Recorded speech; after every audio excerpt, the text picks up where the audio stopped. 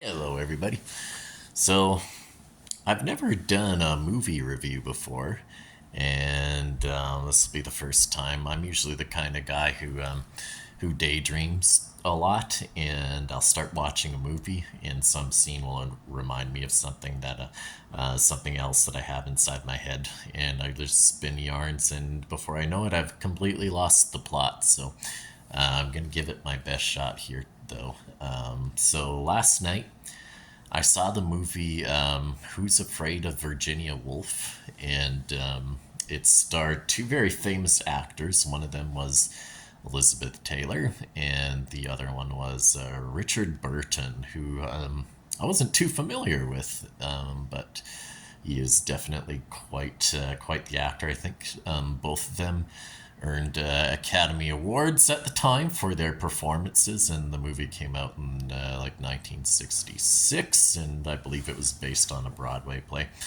But anyway, I found it to be, if I have my interpretation straight, and I'm just going to give my own personal interpretation of what I could glean from the movie, but it gives a good perspective on alcoholism and how people escape their reality through the use of alcohol, but also just like how we lie to ourselves in general, and how we avoid the truth of the matter, and we find those people in our lives that can support those fictions that we make about our own situation, and who punish us because we feel ashamed on some level, and who share with us, a similar type of trauma or a similar type of situation that we don't want to look at, and that in large part forges, I think, human relationships, and in this case, the character played by Richard Burton and Elizabeth Taylor. Elizabeth Taylor was the daughter of this university president, and Richard Burton was a history professor there. So, I mean, the premise is pretty simple, and the whole movie basically takes place in a house, and the house's yard. So, it isn't really too complicated, other than exploring the vignette of these characters. But we're introduced to these two, and they obviously have a lot of liquor around, and they're teasing each other, and they have a real kind of push and pull dynamic.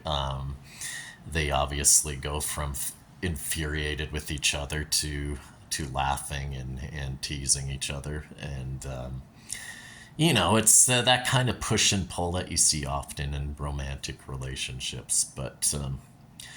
Um, we find out soon, like, not giving too much away. I'm not going to give out the whole plot away, but the main character, we find out, is, he's had aspirations that he hasn't lived up to, and his wife is kind of resenting him for that and questioning, like, his manliness, and he acts either passive aggressively, and he also gets back at her in various different ways and punishes her, and they play all these little games with each other, like they're actual games,